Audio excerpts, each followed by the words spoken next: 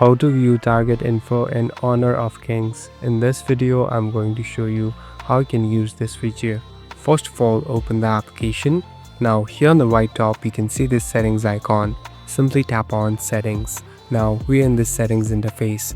Here on the left, you'll be able to find different options. Simply select on in match. Now here, slowly scroll down. Here, you'll be able to see our option called show target info. So simply tap on it and tick mark on it. Now as you can see here on the top, there are different changes too. So you can verify it like this. So this is the target info, and this will be very useful in the game too. Now you can know the target and the health bar will appear too. So it is more easier for you to attack the specific player or the target. Thank you for watching this video. I hope this video will help you.